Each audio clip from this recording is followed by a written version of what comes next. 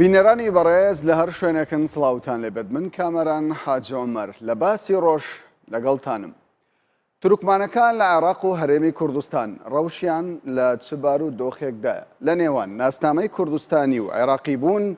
بەرژەوەندی تورکمانەکان لە کامەلادایە. گلەیی تورکمانەکان لەسەر ڕەشنووسی دەستوری هەرێمی کوردستان و داخوازی ئەوان بۆ وەرگرتنی پۆستی باڵە لە هەر سێ سەرۆکایەتیەکەی هەرێمی کوردستان چەندە واقعە. لە کاتێکدا پێشمەرگە بۆتە پارێزەری سەر و ماڵی تورکمان و تەواوی پێکاتەکانی ناوچەکە لە هەرێم، ئایا تورکمانەکان لە داهاتوودا بە بەڵێ دەنگ بۆ سربەخۆیی هەرێمی کوردستان دەدەن؟ بۆ شرۆڤەکردنی ئەم مژارە لە ستۆدیۆی سنتەر میوانداری بەڕێز جەودەت نەجار ئەندامی پەرلەمانی کوردستانمان کردووە. بەڕێز جەودەت بەخێر بێت بۆ باسی ڕۆژ. زۆر سپاس. پێم باشە لەوە دەست پێ بکەم لە دوای ساڵی 2003ەوە ڕەوشی تورکمانەکان لە چبار و دۆخێکدایە. ئایا تورکمانەکان وەکو پێکاتەکانی دیکە مافیان پێشەل کراوە؟ زۆر سپاس بۆ ئەم گفتوگۆیە. بەڕاستی تورکمانەکان لە مێژووی عێراقدا بە چەند مەراحلەیەکی سیستەمی نیزامەکان بەڕێوە چوونە، بەڵکو لە هەموو سیستەمەکاندا تورکمانەکان دائیمەن پشتگوێ خراونەوە مافەکانیشیان بە هیچ شێوەیەک بەرجەستە نەبووە، بەڵکو بووینە زەحیەی هەموو ئەو سیستەمانێک کە یەک لە دوای یەک لە عێراقدا هاتیە. بەڵکو تەفڕەی تورکمان بە شکلێکی عەلەنی پاشی ئینتیفازەی کوردستان ساڵی 91دا بوو. بۆیە تورکمانەکان لە شکلێکی نهێنی بەرەو شکلێکی عەلەنی کاری خۆیاندا کرد و بوونە واجهەیەکی ڕئیسی لەسەر ساحەی سیاسی هەرێمی کوردستان و جزئێک لە عێراقەکانیشدا. بەڵام پاش ساڵی 2003 تورکمانەکان پاش ڕوخانی ڕژێم تورکمانەکان زیاتر لەسەر ئاستی عێراقدا دەستیان کراوە بوو و بیر چوونیان کراوەدا بوو. ئەوەش دابوو تورکمانەکان زیاتر توانیان کارەکانی خۆیاندا بکەن، بەڵام هەندێک شت غالب بوو لەسەر تورکمانەکان کە نەیان توانیوە بە دەنگێکی یەکگرتووی لەسەر ئەساس ئاستی عێراقدا کارەکانی تورکمان بەڕێوە شەوای کرد کە تورکمانەکان دەنگیان یەک نەبێتن. خۆی پاشی ڕوخانی ڕژێم لە ساڵی 2003 خۆمان تەماشامان کرد مەجموعەیەک ئەفکار و مەجموعەیەک بیر و بۆ چوون هاتنە نێو ساحەی سیاسی عێراقی. ئەم مەجموعەی ئەفکارە چ ئەفکاری دینی بێت، ئەفکاری مەذهبی دابێتن. خۆشمان دەزانین تورکمانەکان لە عێراقدا دابەشی دوو مەذهب دابوونە، مەذهبی شیعی و مەذهبی سونیدا. بۆیە ئەمە خاڵێکی زۆر ئەساسی دابوو کە تورکمانەکان لە کل عێراقیدا نەبنەوە خاوەنی بیرکردنەوەی تایبەت. کەوت ڕەوشی تورکمانەکان لە عێراق بە شێوەیەکی گشتی وابێت، ئەی لە هەرێمی کوردستان چۆن بووە؟ خۆی دەتوانین ئێمە ئەمەی بکەینە دوو خاڵ تورکمانەکان لە عێراقدا. خۆی قیاس نییە نێوان تورکمانەکانی کوردستان لەژێر کە دەسەڵاتی حکوومەتی هەرێمی کوردستانن لە ڕووی ماف و کاری سیاسیەکانی خۆیان یان لەگەر یان ئەو تورکمانانەی کە لەژێر دەسەڵاتی حکوومەتی عێراقیدانە. تورکمانەکانی ئەوانەی لە ژێر دەسەڵاتی حکوومەتی هەرێمی کوردستاندانە لە ساڵی 91ەوە لەگەر هەموو مؤسسەتان. بەڵام پێدوانیە لە هەرێمی کوردستان و جوودی تورکمان زیێدەترە، نوێنەریان لە پەرلەمان زیاترە. ئەگەر دەرفەتم پێ بدەیت بۆ زیاتر تەوزیع بکەم. لە ساڵی 90ەوە قیادەی سیاسی کوردستانی بە شکلێکی عام بیرکردنەوەیەکی زۆر تایبەتی هەبوو لەسەر مەسائلی نەتەوەیەکان و بە تایبەتی مەسئلەی نەتەوەیی تورکماندا. بۆیە لە ساڵی 91ەوە هەتاکو 2003ەوە تورکمانەکان لە هەموو جونگەکانی سیاسی هەرێمی کوردستاندا بەشداریاندا کردو. وجودی تورکمان لە هەرێمی کوردستان حافزێکی زۆر گەورە بوو بۆ ئەوەی تورکمانەکانی دەرەوەی هەرێمی کوردستان تەماشای تورکمانەکانی کوردستاندا بکەن، بۆیە کارەکانی خۆیان بە شکلێکی ئەساسی عیلاقاتی خۆیان لەگەر کوردەکان باش بکەن بۆ ئەوەی تەفرەکەی خۆیان باوێنە لای حکوومەتی مرکزیەوە کارەکانیان بکەین. چونکە تورکمانەکانی ناو حکوومەتی مرکزی حتاکو ئێستا تەنها قسەیە. خۆمان دەبینین ڕۆژانە وەزعی تورکمان لە عێراق وەزعێکی زۆر خراپە لە ڕووی سیاسیەوە، لە ڕووی عسکەریەوە، لە ڕووی مەسایلی ئەمنیەوە. بەڵکو دەتوانم پێت بڵێم تورکمانەکان لەسەر ئاستی عێراقشدا کەمترین مافەکانیشیان بەدەستدا نەهێناوە. ئەگەر بێت و ئێمە تەماشای بەشداری تورکمانەکان بکەین لە 2003ەوە هەتاکو ئێستا لەسەر ئاستی دەسەڵاتەکانی عێراق تەماشا دەکەین لە 2003 بەشداری باش بوو. هەتاکو گەیشتە نزیکەی 2010 بەشداری تورکمانان لە حکوومەتی عێراقی نزیکەی 4 وەزیردا هەبوو، لە پەرلەمانی کوردستان نزیکەی 8 لە پەرلەمانی عێراق هەشت ئەندام پەرلەمانی تورکماندا هەبوو بەڵام پاشی انتخاباتی ئەخیری کێروی تورکمانەکان زۆر دابازی نەتیجەی ئەوەش سراعی تائیفیەکە تەسیرێکی زۆریدا هەبوو لەسەر وزوری تورکمان و مافەکانی تورکمان لەم شوێنە باش ئەگەر ڕەوشی تورکمان بە بەراورد لەگەڵ عێراق باشتر بێت بۆچی هەندێک لایەن پێیان وایە لە هەرێمی کوردستان ئەو مافەی کە پێویستە بدرێت بە تورکمان نەدراوە بە تایبەت لە بڕیاری سیاسی خۆی بەم شکلەدانێ ئێمە دەبێ بە شکلەکی عام یعنی هەموو بینەرانی هەرێمی کوردستان وڵاتیانی هەرێمی کوردستان دەبی بیر تەماشای ئەو مەوزوعی بە شکلێکی زۆر باش بکەن تورکمان هەرێمی کوردستان و لەگەڵ تورکمانی عێراق لەسەر دوو بیری زۆر جیاواز کار لەگەر یەکتری دەکەن تورکمانەکانی کوردستان قەناعەتیان بەوەیدا هەیە کە مافەکان زیاترە لە هەرێمی کوردستان دوا ڕۆژی خۆشیان لە هەرێمی کوردستان زۆر گرنگتیدا بکەن بەڵکو مافەکانیان زیاتر دەبیتن بە شکلێکی ڕسمی لە دەستوری هەرێمی کوردستانش تورکمان وەکو نەتەوەی دووەم تەثبیت دەکرێتن کە تەثبیتش کرا حتمما مافەکانی خۆی زۆر بەوە دەبێت بەڵام لایەنی دووەم کە بیر دەکاتەوە بەداخەوە هەتاکو ئێستا بووینە دوو بەش بەڵکو بووینە سێ بەشیش تەماشای هەرێمی کوردستان دەکەن وەکو ئیدارەیەکی ناوخۆی وەکو ئیدارەیەکی محلی حتاکو ئێستا استعدادی مەتەلەن سیاسی استعدادی کۆمەڵایەتی ئەوەیان دانیە تعاملێکی سەریحی سیاسی وەکو دوونەتەوە لەژێر چەترێکدا تعامل لەگەر هەرێمی کوردستاندا بکەن بۆیە ئەوە مفارقەیەکی گەلێک زۆرە چوە لەوان دەکات بەم شێوە لە هەرێمی کوردستان بڕوانن ئایا حکوومەتی بەغدا ئەوەندە گەرنتی داوەتەوان بتوانن بەشداری بکەن لەو ناوچانێکیاوان ئیدارەی ناوچەکە بەڕێوە ببن خۆی بە شکلێکی ئامرای بەڕێزم ئەگەر تەماشای ڕەوشی تورکماندا بکەین بەداخەوە حتاکو ئێستا منبەرێکی یان ئیتیزایەکی ئەساسی بۆ بیرکردنەوەی تورکماندانە بەڵکو تەشعوباتی زۆر تێدایە تورکمانەکان لە عێراقدا دابەش بوونە تورکمان مەجموعەیەک تورکماندایە قەناعەتیان بەوەیدا هەیە کە لە ضمنی یەکەتی عێراقدا ببینێن عێراقیەتی خۆیان تەثبیت بکەن تورکمانێک بەوەیدا هەیە کە تورکمان بەتەنیا هەرێمێکی خۆی داهە بێتە مستحقاتی خۆی لەو هەرێمەی دابی مجموعەی تورکمانەکانی هەرێمی کوردستان قەناعەتمان بەوەیدا هەیە بەژێر واقعی ڕۆژانە بەپێی سیاسی ڕۆژان ئەمە کار دەکەین وەزعی ئێمە لە هەرێمی کوردستان زیاتر چەسپاوەترە ئەم لایەنەنە کە ئیسراری ئەوە دەکەن دائما تورکمان لە بۆ لای حکوومەتی عێراقی ڕابکێشن ئەوانە ارتباطاتی حچێنە ینی ئەو لایەنانەی بەڕێستان باسی لێوە دەکەن ئەگەر بکرێت ناو بهێنرێتن چ لایەنەیەکن خۆی ناوەکان شارەوە نییە مەتەرەن ئێستا یەک لەوانە بەداخەوە کە سیاستی بەرەی تورکمانی سیاستێکە هەتاکو ئێستا لەگەر واقعەتی کوردستان ناگونجێتن یان سیاستێک دەکەن تەنها دوو ئەگەریان لە پێشدا یان ئەگەری بە عێراقی بوون ئەگەر بێت و مافەکانی تورکمان لە عێراقدا چەسپادا نەبوو بەڵکو ئەوان بتوان هەرێمێکی تایبەتی بۆ خۆیاندا دروستکەن ئەوان قەت ناڕوانەوە ئەجندەی ئەو تورکمانانە وەکو بڵێن با بڵێن بەرەی تورکمانی یاخود هەر ئەو لایەنەی کە پشگیری لەم بۆچوونە دەکەن ئایا ئەجندیان تایبەتە بە عێراق یاخود لە دەرەوەش هاوکاری دەکرێت خۆی ئەمە ئەوەی لەبیر نەکەین برای بەڕێزم ئەمڕۆ کە سیاسیەکانی عێراق زۆر تاغینە لەسەر فکری تورکمانی تو حکوومەتی عێراقدا بگرە کە ئەمڕۆ کە تەماشا دەکەن براشیعەکان کە سەیطرەیەکی کولیانە سەردا کردە بوونی تورکمان لە نێو قەوقعی سیاسی شیعی گەلک بەقووەتە مەتەلە نێو حزبی داوادا و لایەنەکانی ترشدا ئەمانە مسەیترن زیاتر لەسەر عەقلیەتی تورکمانی لە عێراقدا بۆیە ئەمانە بە پێی سیستەماتیک کار دەکەن بۆ ئەوەی تورکمانەکان لە هەرێمی کوردستان دوور بکەنەوە ینی ئەوان وابیر دەکەنەوە ئەگەر بێت و هەرێمی کوردستان ئەم تورکمانانە لە ضمنی ئیتاری هەرێمی کوردستان دابن ئەوە زەربەکە ئێستا قسەی زۆر لەسەر ئەوە دەکرێت کەرکک بکرێت بە هەرێم ئەمە یەکێکە لەو پیلانانەی حتمما بەڵێ ئەمانە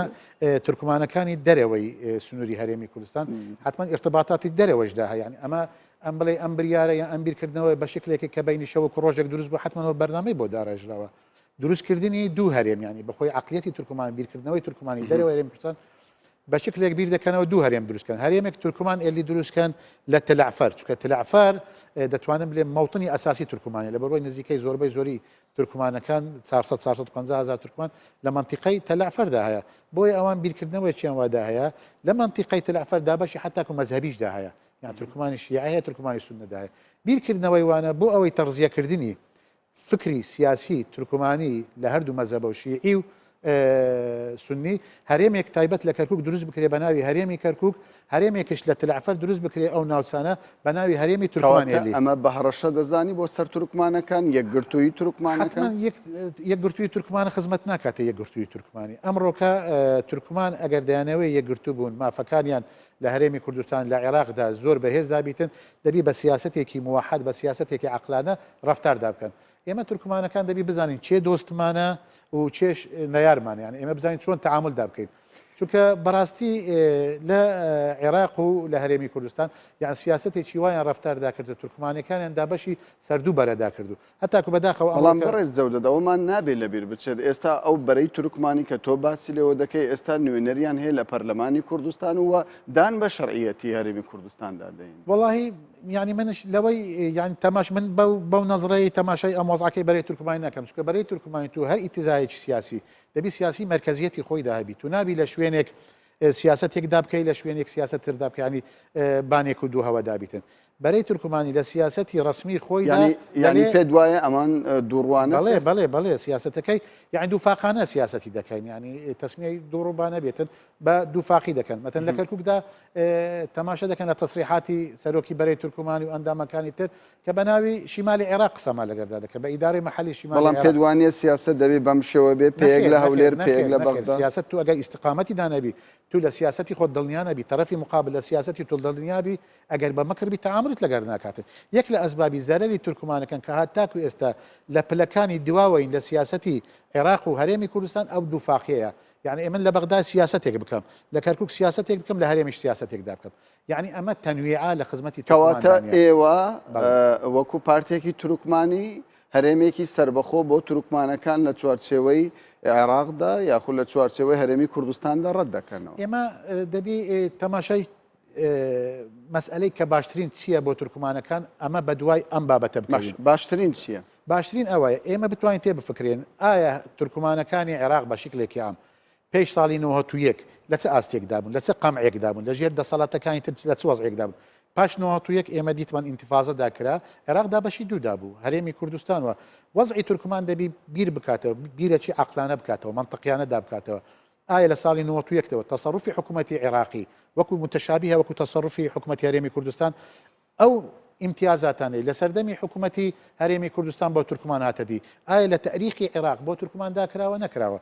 یەکەمین جارە لە مێژوو دەسەڵاتی کوردستانی دانی بەوەیدا کە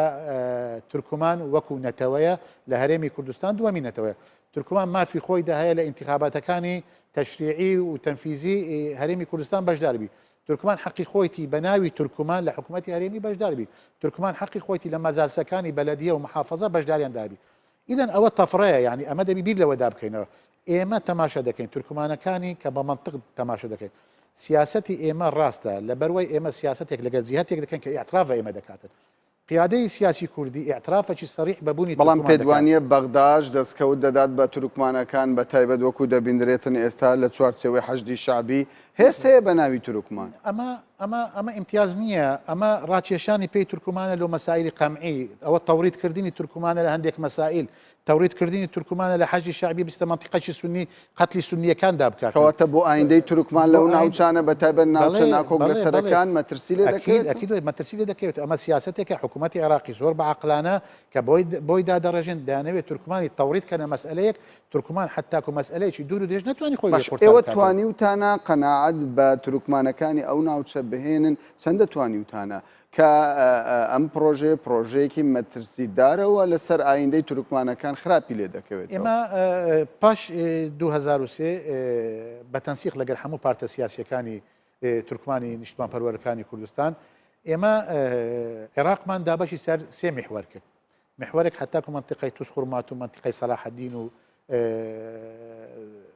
کفری محورێکیش بەتەنیا لە کەرکووک دامە محورێکیشمان دابەش بووین بۆ مووسڵ و تلعفەر ئێمە کاری باشمان دەکرد توانیمان حتاکو ڕادەیەک قەناعەت بە تورکمانەکانی تەلعفەر بینین قەناعەت بە تورکمانەکانی مووسڵ دابینین کە باشترین شکلدا ئەوەیەنە بێنە نێو دۆستایەتی هەرێمی کوردستان چونکە هەرێمی کوردستان پاش 2023 لە بۆ منطقەی تلعفەری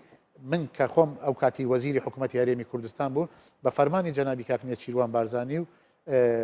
دەرمان تعمیرکردنی هەندێک مستشفیات لە منطقەی تلعفەر ئێمە کردمان باشە کەوایە ئەو هەموو خزمەت گوزاریە هەیە بۆچی بەرەی تورکمانی دەنگی لە ئێوە زیاتر هینا لەو ناوچانە دەنگی لە ئێمە زیاتردا نەهێنەوە ینی خۆمان تەماش دەکەن بەرەی تورکمانی یەکەمین ئەوان کورسیان هەیە ئێوە نیتان قەیدی ناکە ئێمە بەشداری ئینتخاباتی عێراقماندا نەکرد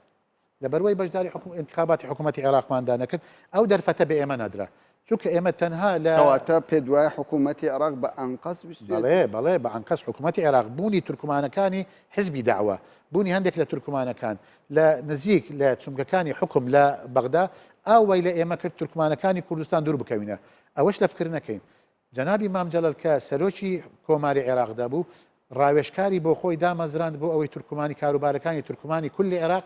بۆی تەوزیعدا بکاتن دکتۆر مزەفەر ئەرسەلانی دانە بەداخەوە ئەوەش بە شکلێکی یعنی وجدانێکانە ڕاستەقینە تعاملی دەکرد تەنها تورکمانەکانی کەرکک هەمووی هینا پێشەوە ئەم برادر حزبە کوردیەکانش کە لە بەغدای باڵا دەست بوون کە لە بەغدای دەسەڵاتدار بوون ئەوانش عاملێکی زۆر مساعد بن تورکمانەکانی بەرەی تورکمانی و تورکمانەکانی شیعە ئەوان زیاتر بەرەو پێش دەبێن لە بیریش نەکەین تورکمانەکان کە ئەوانی لە حکوومەتی عێراقی دەبەشداریان کردیا هەمویان باش ئەگەر ئیشتاقەنی هەرێمی کوردستاندا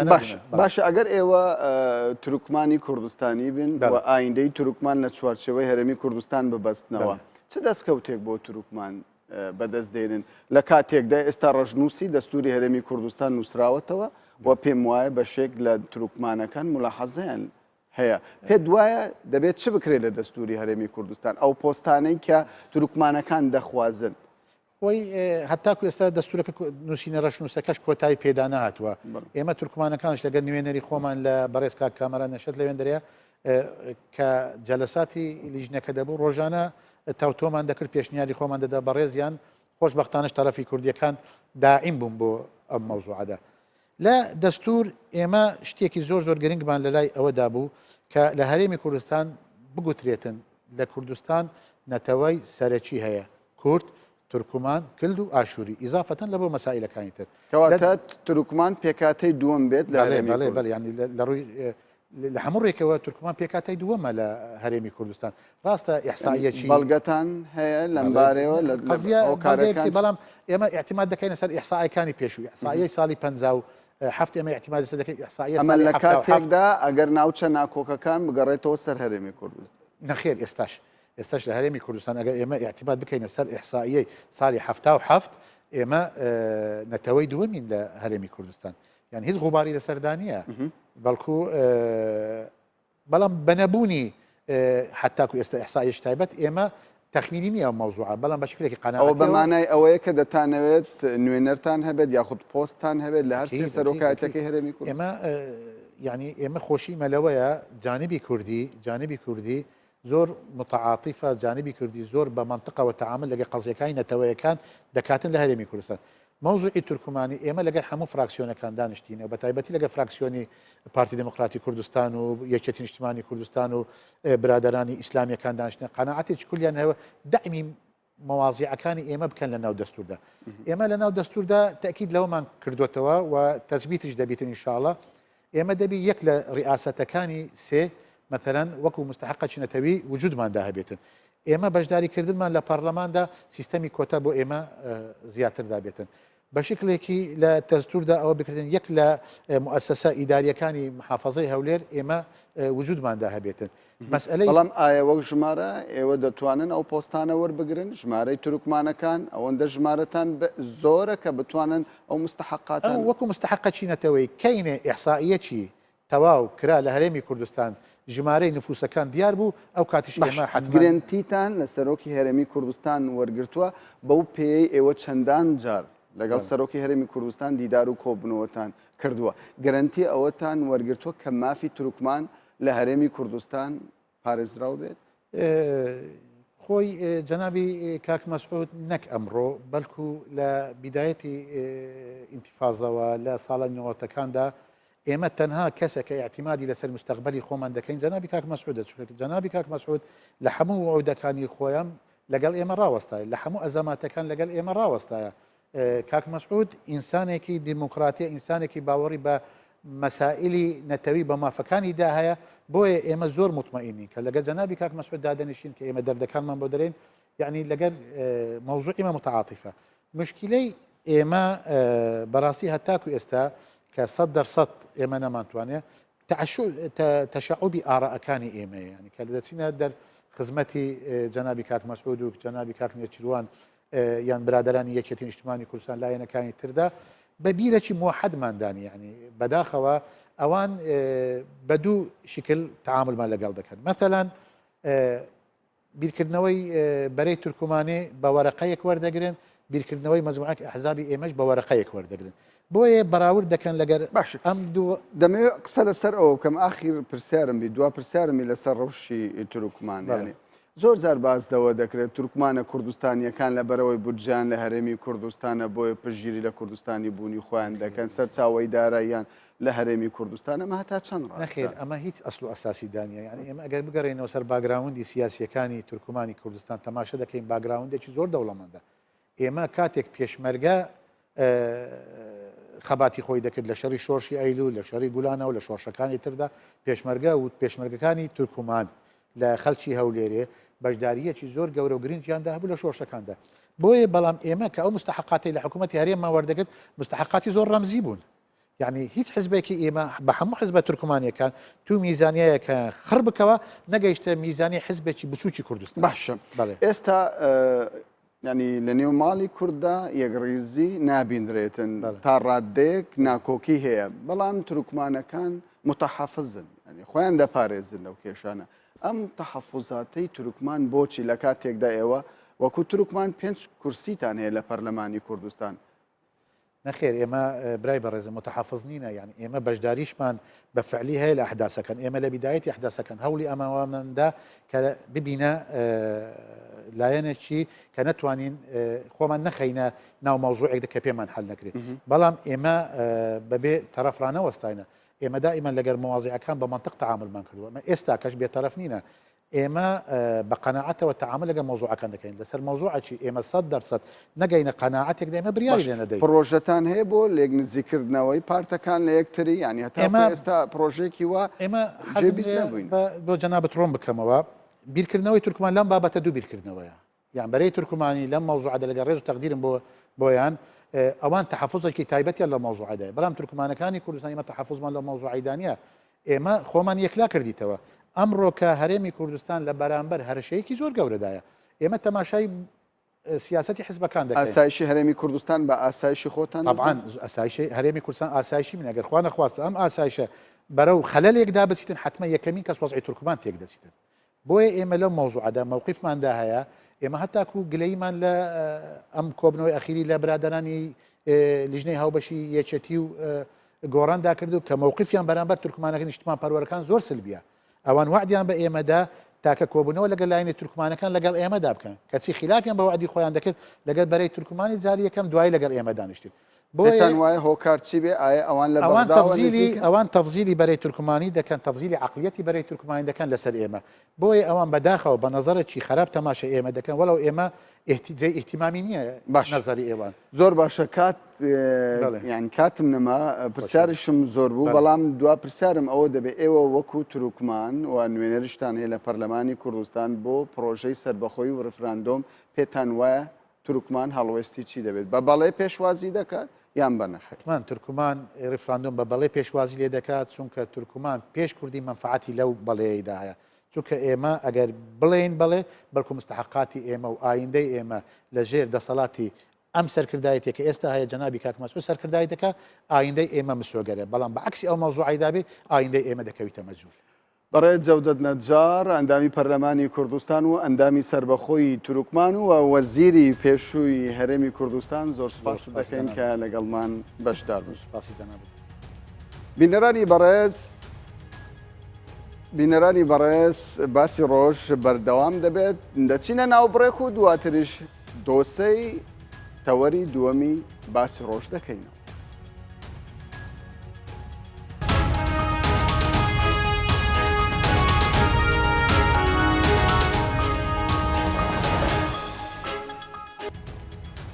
جارێکی دیکە سڵاوتان لەبێت بینەرانی بەڕێز دۆسەی تەوەری دووەم دەکەینەوە. تەوەری دووەمان تایبەت دەبێت بە ڕەوشی کەرتی گەشت و گوزار لە هەرێمی کوردستان و گرفتەکانی بەردەم پێشوەچوونی ئەو کەرتە. لەگەڵ ئەوەی زۆربەی ناوچەکانی هەرێمی کوردستان سروشتی دڵڕفێنی گەشتیاری تێدایە بۆتە جێگەی سەرنجی بەشێک لە گەشتیارانی ناوخۆ بە تایبەت عێراق ئەو گرفتانە چین کەوا دەکات کەرتی گەشت و گوزار نەبێتە یەکێک لەسەر چاوەکانی داهات بۆ هەرێمی کوردستان. لەگەڵ ئەوەی ڕەوشی ئاسایشی هەرێمی کوردستان تا ڕادەیەکی باش بەرقەرارە،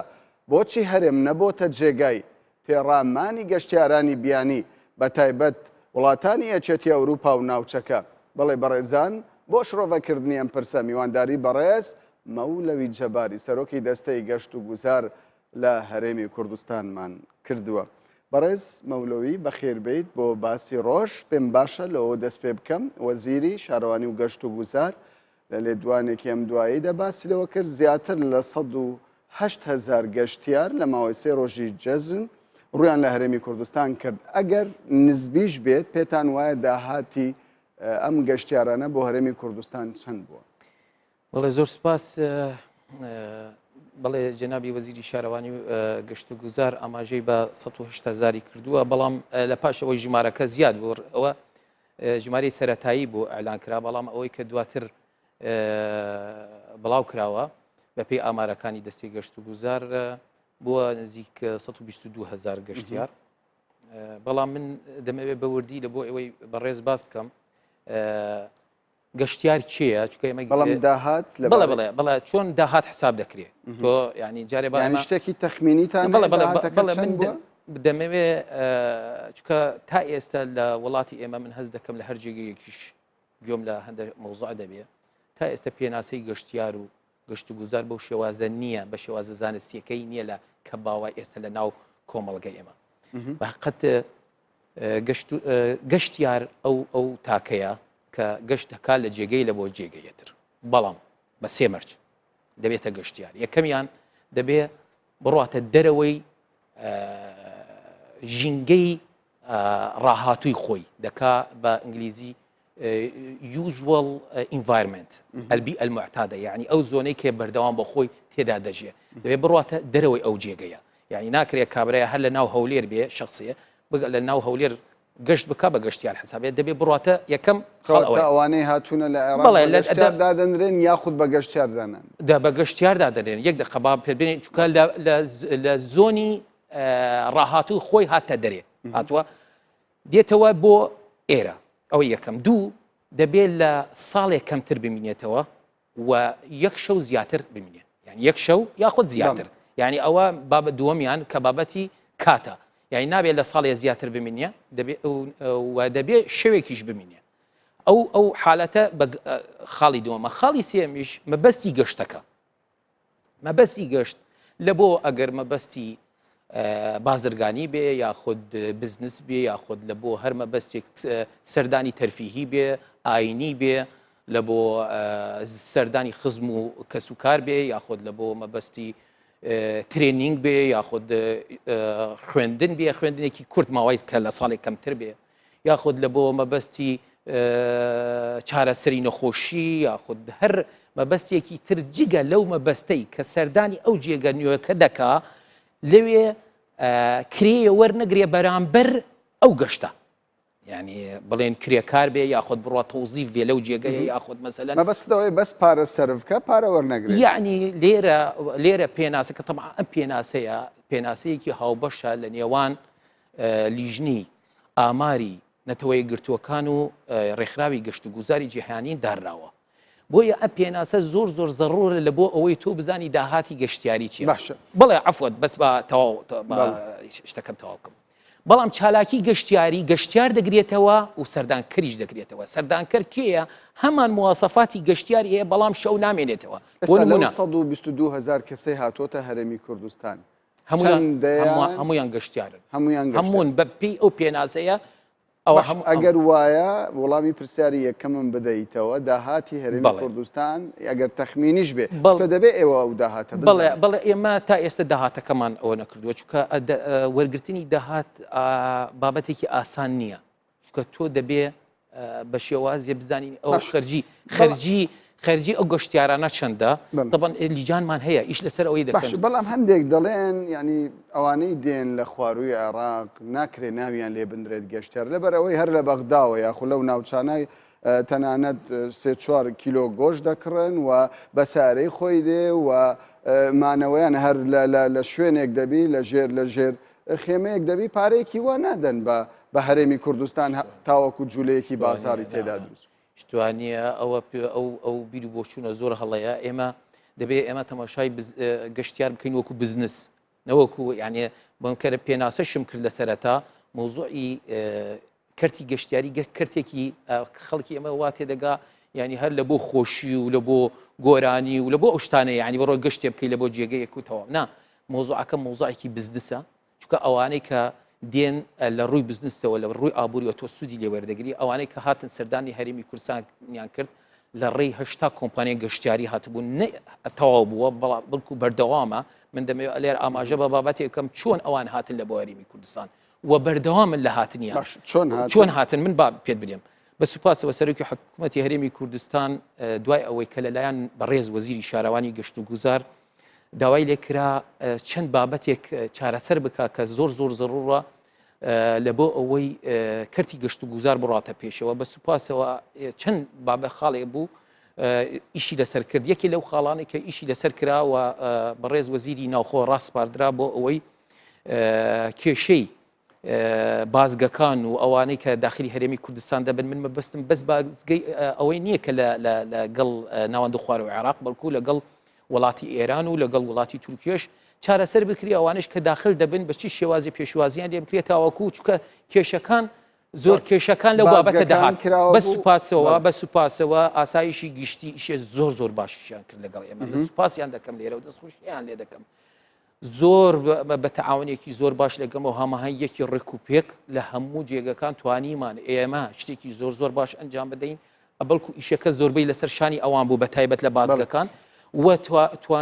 توانرا بە شێوازێکی ڕێکوپێک و ئێستش بەردەوامە ڕۆژانەش بەردەوامە کە ژمارەیەکی زۆر لە ڕێی گروپات عفوان ئەو هەموو خزمەت گوزاریە ینی زۆر کەس باز دەوە دەکات بەڵێ من دەمویست وەڵامی پرسیارەکەت بدەمەوە ئەوانە هەمووی لە ڕێی هەشتا کۆمپانیا کە پێشتر لەلایەن ئێمە هەموو ئەو کۆمپانیانە هێران بوو لە بۆ هەرێمی کوردستان چاوکەیە کەوتنیان کردبوو لەگەڵ جێگە گەشتیارەکانی هەرێمی کوردستان و لە وڵاتی ئێرانیش کۆمپانیامان هێنا لەگەڵ جێگە گەشتیارەکە لە بەڕاستپاردە و لەشتیاری هیناوەتە هەرێمی کوردستان بەڕێز مەولەوی بۆی بینەر باشتر تێبگە لە گفتوگۆکەمان لە تورکیادا پرەنسیپە کە یەک گەشتیارێک کە دەچێت دەبێت مەبلەغێک پارەی هەبێت ئێوە و پرەنسیپە جێبەجێ دەکەن کە هەر گەشتیارێک دێتە هەرێمی کوردستان توانای خەرجی چەندە مەرجی نییە ئەوە لە هەموو وڵاتی پەیرۆ بکرێت مەرجیش نییە ئەوە دەگەڕێتەوە وڵاتی ئێمە بەڵام ئێوە وەکو حکوومەتی هەرێمی کوردستان وەکو کەرتی گەشتیاری نەخۆشخانەکان لە بەردەم گەشتیار کراوەیە بە بەلاش و هەموو پێداویستەکان دیکە لە کارەبا لە ئاو لە شەقام لە نازانم چی ئیتر ئەوان ئازادن تەنانەت ئەگەر گەشتیارێک بچێتە هەر وڵاتێکی بیانی پارەی ڕێگاکەش دەدات هەتا دەگاتە وڵاتی ئەوە گرنگ نییە کە گەشتیارێک بێتە هەرێمی کوردستان عەلەل ئەقەل دەبێت بەشێکی پارەکە بۆ خەزینەی دەوڵەت بێت بەڵێ ئەوە دەزانی چیە ئەوە لە قۆناغێکی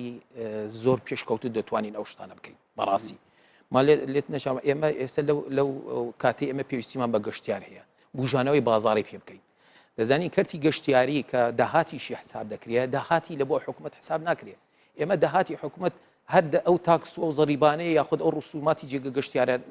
کەوەری دەگرین بەڵام ئەو داهاتە سەرەکیەکەی دەڕوا بۆ ناو بازاڕی کار مەولەوی ئێوە پێتان وایە سەرکەوتوو بوونە لە هێنانی گەشتیار بۆ هەرێمی کوردستان تەنیا لە ڕووی ژمارەوە چکە ژمارەیان زۆر خۆت گرنگەکە لەوەدا داهاتی ئەو گەشتیاری بۆ نمونە گەشتیارێکی قەتەڕی بێتە هەرێمی کوردستان خەرجەکەی زۆر زیاتر لە گەشتیارێکی تەواو من لەگەڵتم چونکە ئێمە ئێستاکە لە پلانمان پلانی ساڵانەش کە ئیشی لەسەر دەکەین دوو بابەتمان هەیە یعنی لەو ئامانجانەی کە دانراوە دوو جۆرە بە پێی سیستەمی بەڵانس سکۆرکارد کە ئێمە ئیشی لەسەر دەکەین چییە؟ ناکرێت تۆ ئامانج دابنەی بەس لەسەر ژمارە ینی مەسەلەن بۆ نمونە تۆ خوری ڕاهێنان دەکەی دەڵێ مەسەلەن من ئەمساڵ 20 خوری ڕاهێنان ئەنجام دەدەم بەڵام نەتیجەی خوری ڕاهێنانەکە چییە؟ ئایا خەڵک فێر بووە؟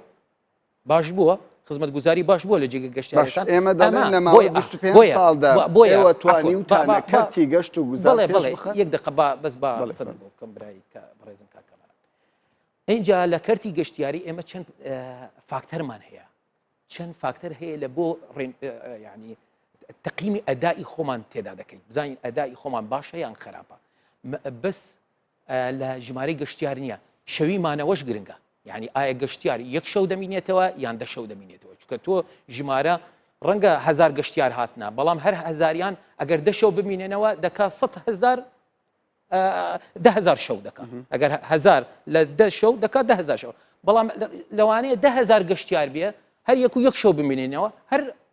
10,000 شەو دەکات یعنی 1000 لەگەڵ 10,000کە فەرقی نییە بەڵام جیاوازەکە لە چیە لە شەویمانەوە شەویمانەوە زۆر گرنگە بۆیە ئێمە یەکی لە ئیشەکە معدلی شەویمانەوەی ئەڤەرێجی شەویمانەوەی گەشتیار چەندە یەک دوو خەرجکردنی گەشتیار چەندە ئاماژەت پێکرد ئەوە زۆر گرنگە معدلی خەرجکردنی گەشتیار چەند گرنگە بەڵام ینی تەنانەت ئێمە لە ڕێکلامەکانیش دەبینن خەرجەکانی گەشتیار یەکجار کەمە تەنانەت بۆ یەک هەفتە زۆر جار ڕێکلام بازدەوە دەکاتن $110 بەڵێ من لەگەڵ ئەوەمە بزان من لەگەڵ ئەوەمە هێشتا کەمتر بێ بۆ هێستا پرسیار دەکەی ڕەنگە بە خۆتیش باز دەکەی و لە سەرەتاش باست ئاماژەت بە شتێدا وتت جێگە گەشتیاریەکان و وەزعی گەشتیاری ئێمە و تا ڕادەیە هەندێکەکەم و کورتی هەیە ئەوە هەیە هەندێک جار تۆ ئەگەر بچێ پێش بکەی لەگەڵ خەڵکانی تر دەبێ ئەگەر کوالیتیەکەت زۆر بەرز نەبێ دەبێت سعرت دابەزینی وەنیە ئێمە باواقعی بین کوالیتیمان لە کەرتی گەشت و گوزار بەو ئاستەی نییە ئاستێکدایە لە ئاستەکە ناڵێم لە ئاستێکی خراپە بەڵام لە ئاستێکی زۆر باش بۆ نەتوانراوە ئاستەکەی بەرز بکرێت خاڵێکی گرنگە یەک دقە بەس لەو بۆت باس بۆیە تۆ کە خەڵک ڕاکێشی دەبێ سعر داگری وەنیە بۆیە ئێستا کۆمپانی گەشتیارەکان ئەوە هەوڵی دەستەی گەشت و گوزار بوو بۆ ئەوەی نرخ داگرین لە جێگە گەشتیارەکان بۆ ئەوەی خەڵک بێ سەرتانمان بکە دابەزینی نرخ ئەوان دێن ئەوە بە نرخی تەنانەت نرخی هۆتێل و گواستنەوە باشە کەواتەخوێندنەوەی ئێوە بۆ گەشتیارێکی بیانی ئەوروپی کێشە لە نرخە یەک دقا بەس با بەڵام ئەو گەشتیارێت یەک کۆمەڵی خەرجی تر دەکات بۆ نمونە من بۆ خۆم لەگەڵ کۆمپانیەکی گەشتیاری بووموتی ئەو کابرامان هێناوە بە $120 بەڵام ئەوە دوو ڕۆژە بای $200 بەس نان دەخۆ قەناعەتت هەبێ قەناعەت بەس بای $200 نانی خوارد بوو یعنی کابرا هەر بخۆت ئێستا کە دەچی لە بۆ سلێمانی گەشتێ بە ساری خۆ دەچی خۆ ساری خۆتەوە هیچ پارە ڕەنگە بچیە ماڵ خزمی خۆتیش دابەزی باشە چەند شت خەرج بۆ یعنی تۆ کۆی خەرجی گەشتیار حساب دەکەیت هەر ئەو پارەیە نیە کە دەداتە کۆمپانیا کۆی خەرجی تەمام ئەگەر ئێستا بەراوردێک بکەین لە نێوان تورکیا و هەرێمی کوردستان ڕەوشی هەرێمی کوردستان لە ڕووی ئەمنیەوە تا ڕادەیەکی زۆر لە تورکیاش باشترەوە شوێنی گەشتارگەی باشیش هەیە لە هەرێمی کوردستان ئەگەر کاری لەسەر بکرێت ینی سەرنجی گەشتیارانی بیانی بۆچی گەشتیاری بیانی ئەوروپی ڕوو لە هەرێمی کوردستان ناکات ئەوەی ئێستا کە هەیە تەنیا عێراقە و بەشێک لە وڵاتانی دەوروبە کاکەمەرە ئێمە پلانی استراتیژیمان هەیە و پلانی ساڵانشمان هەیە وۆرد بانک لە راپۆرتی کۆتایی کە پێشکەشی کرد بۆ چاکسازی لە کەرتە ئابوووریەکانی هەرێمی کوردستان ئاماژەیەکی باش بە پلانی استراتیژی گەشت و گوزاری کردبوو و دەستخۆشیشی کردبوو و تەنانەت داوایشی لە حکومەت کردبوو جێبەجێ پلان ئێستا بچیتە هەر وەزارەتێک پلانەیە بەڵام پراکتیک چییە؟ پراکتیکی و جێبەجێش کراوە یعنی تەنە پلانی ئێمە نەبەست تەواوە جێبەجێش کراوە لە ناو ڕاپۆرتەکەش بزنا جێبەجێش کراوە بۆیە ئەو پلانێکە ئێمە ئێستا و داواش کرا بۆ ئێمە شفتی یعنی تەنانەت خەبیرەکانی شارازەکانی وۆرد بانک داوایان کردە ئێمە وتیان کاکە ئێوە هەوڵ بدەن تەرکیز لەسەر ناوەند و خوارە و عێراق و ئێران و تورکیا باشە جوانترین شوێنی گەشتارگە بێخاڵە لە هەرێمی کوردستان بۆ چوونی من ببوورە بەڕێز بەولێ با ینی نەنا ئەختا وەڵامی پرسیارەکە بدەمەوە کاکە ئەبدەوە طبعا بەو سیستەمەی ئێمە تەرکیزمان ئێستا چکە ئێمە دەبێت بۆ باوەقاعێت تەماشای مۆزوعەکە بکەین تۆ بتەوێنێتەوێ خەڵکی دەروێ وڵات لە ئەوروپا تەسەوەر دەکات داعش نزیک هەولێرە وایە بەڵام داعش لە تورکیا بۆ وەزعی تورکیا ئێستا چۆنە لەباری گەشتیاری 36 ساڵانە 36 میلیۆن لە ئێستاشدا ئەنتالیا ژمارەی زۆر لە گەشتیاری زۆر 36 میلیۆن ساڵانە لە هەرێمی کوردستان چەند گەشت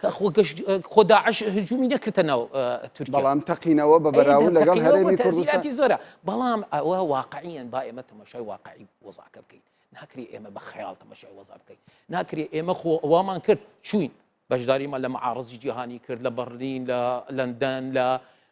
دوبەی لە ئەوانە بەڵام هەستمان کرد ئەمە ئەو سەرنجی ئەو خەڵکە قەناعەتیان پێ نایێنین بۆیە ئێمە گۆڕانکاری لە پلانەکەمان کرد هەستاین شەریکاتەکانمان داوەت کردمان کاکە وەرن لە بۆ هەرێمی کوردستان وە نییە ئەمن و ئاسایشی تێدایە ئێستا وەزعی وەڵامی ئەو باشە پرسیارمدەوە کاتم پێدای ینی گەشتارگەی بێخاڵ یەکێکە لە گەشتارگە جوانەکانی بەس بۆ نەوە بێخاڵدێنی ینی نمونە دێنمەوە بۆ نامن نمونونەکەت با جێگەیتر بێ تۆ هەڵی بژێت هەر جێگەی بڵێ بەس بێخاڵ مەرجەکانی گەشتاری تێدایە مەرجەکانی گەشتاری تێدا کابراایەکی گەشتاری بیانی دەتوانێت هەموو پێداویستەکانی خۆی لە بێخاڵ یاخود لە گەلی علی بەگ بەدەست بێنێ ینی مۆتێلی تێدایە مۆتێلا زۆرە خۆ دەزانانی کاکە زۆر ئێمە لە هەندە مۆزع زۆر بەغەڵەتی گەیشتنیە یعنی چی ینی فندق لە ناو گەلی علی بەگ دروست بکەین کاکە ئەوە جێگەیەکی سروشتیە دەبێ ئەوەکەدا بە زێڤیوێک هەبێ لە بۆ گەشتیان بەڵام مۆتێل دروست بکرێ لە چیاکان لە دەوروبەر دەکرایە بڕۆ لە تەنیشت بێخاڵە سەرێ هەموو مۆتێلاتە پرۆژێک کۆڕەکی گەشتیاری بڕۆ ئەوڵایان وەکو باسی لێوە دەکرێت بەکەڵێک نایە خزمەت گوزاری کەمە تەنانەت یەکێک لە هاوکارانی خۆمان سەردانی یەکێک لەو شوێنانی کردبوو شەوی بە $6 بوو پارەکەشی دابوو شوێنەکەی بەجێژبوو لە بەرەوەی خزمەت گوزارەکەی زۆر ڕەنگە ئەوە هەندێکیشەی خزمەت گوزاری بە من لەگەڵتم ڕەنگە لە جێژن ڕۆیشتە ڕەنگە هەندە زەخت بوو ئەوەیان لەسەر بێ دروست بوو بووە یعنی ئەوەش هەر مەشاکل هەر دروست دەبێت لە جێگەی گەشتەرەکە ئێمە لیجانی تەفتیشمان هەیە سەردانیان دەکەین باشیان بەڵام من ئەو کادرەیە کە بزانم لەوێنە کادرەیەکی باشن بە حقیقت من ناتوانم بڵێم خراپن کادرێکی باش باسی یەک گەشتارگە ناکەم ناویش بەڵام تۆ فندق ئێمە بۆ نمونە ئێستا فندق دروست دەکەین لە سۆران تا ئێستا 4 فندقی تێدا دروست بوو مجموعەی فەنادقیش خەریکە تێدادا یعنی 4 یاخود پێشتر لە دروست بوونە ئێوە داوا لە کۆمپانیای بیانی دەکەن گەشتیارتان بۆ بهێن بۆچی کە دەزانن تاوەکو ئێستاکە نەتانتوانیوە گەشتیاری بیانی بهێنە هەرێمی کوردستان و هەرێمی کوردستان احتیمال لەسەر کەرتی گەشتیاری بکە بۆ دابینکردنی ینی سەرچاوی دارایی خۆی تاوەکو ئێستاکە کەرتی گەشتیاری بۆتە بەشێک لە سەرچاوی داهاتیاری کوردستان بۆ سەرچاوانیە چەندە بە سەرچاوە ئەوە لە وەزارەتی پلان پرسیار ئێستا دەتوانێت کەرتی گەشتیمانی شان لە شانی نەوت بداتن ئەو داهاتی بەڵام لە بازەکان ئەو بازانەی دەستەرێنی کوردستان دەکەوێت بزان جیاوازی داهاتی گەشتیاری لەگەڵ داهاتەکانی تر یان لەگەڵ نەوت فەرقی چییە یعنی بۆ نمونە ئەو گەشتیاری کە دێ لە بۆ هەرێمی کوردستان دەبینی ڕاستەخۆ پارە خرج دەکات لەو جێگانە کە مەفروزە پارەی تێدا خەرج بکرێ یعنی یەکسەر دەڕاتە ناو بازاری کارکردن دەبوژێنێتەوە ئەو بازارەی کە خەڵک تێدا ئیش دەکا هەمووی حرەکە دەکات دووەم ئەو پارەیە پێ دەنێ مەڵتی ڤالیۆ یعنی قیمەی مزاعافی هەیە بۆ یعنی ئەو پارەیە کە دەڕوا خەڵکی ئاو دەفرۆشێ دەبێت لە جێگەی گەشتیاری یەکسەر دەڕوا شتێتری پێ دەکرێ یعنی دەستا و دەست دەکا یعنی بازار دەجولێنێ بۆیە فەرقی ئەو داهاتەی یعنی بڵێ بۆ کاتم زۆر کەمایە بەڵام لەگەڵ ئەوەش متمانە دروستکردنە چکە ئابووری متمانەیە تۆ کە دەبینی خەڵکی زۆر سەردانی هەرێمی کوردستان دەکا متمانە دروست دەبێتەوە بە ئابووری هەرێمی کوردستانیوە ینی گەشتیار لە هەر 4 وەرز بۆ هەرێمی کوردستان بهێنن ئەوە پرسیارێکی زۆر جددی هەیە لە هەموو سیستمی سیاحە لە هەموو وڵاتانی دنیا شتێک هەیە پێی دەڵێن های سیستم پێ دەدەن لۆ سیزن یعنی دەکا موسمی تشغیلی بەرز موسمی تشغیل باش کەم یعنی ئەوە فەرق دەکات ڕەوایە من لەگەڵتم ڕەنگە لە زستان نەمانتوانیەوە بۆ شێوازە بکەین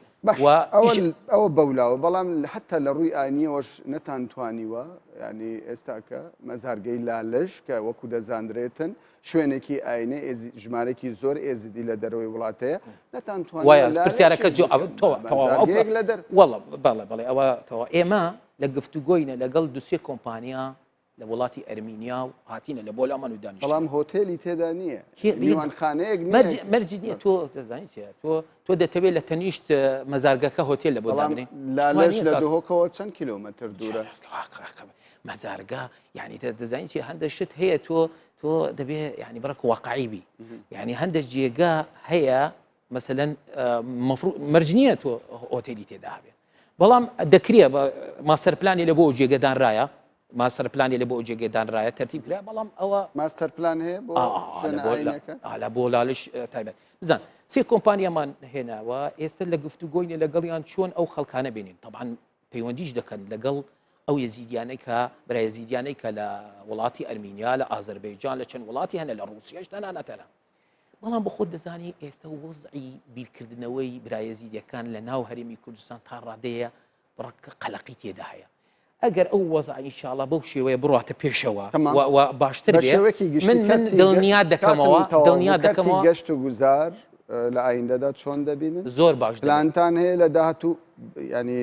ببێت بە بەشێک لەسەر چاوەی دارایی بۆ رەبین ئینشاءڵڵا زۆر باش دەبێت پلانی باش هەیە بە جهودی هەموو لایەک و هەموو ئەوانەی لەگەڵمان ئیش دەکەن چ لە پارێزگاکان و لە دەستگای ئاسایش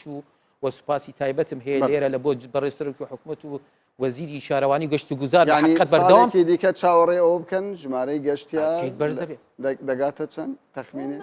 ئەوە تەخمین دەزانیت وەزعی سیاسی زۆر بەڵام ئێستا وڵامی نەداوە کە داهات چکە من ناتوانم ڕقەمێکت بدەمێ ئەگەر لە بەشی ئاماری ئێمە پەسەند دەکرێت. بەڕێز مەولەوی جەباری سەرۆکی دەستەی گەشت و گوزار لە هەرێمی کوردستان زۆر سوپاس دەکەم. سوپاس لە بۆیەوە. بینەرانی بەڕێز زۆر سوپاس بۆ ئێوەش کە کاتی خۆتان بە ئێمەدا بمێنن بەخێر.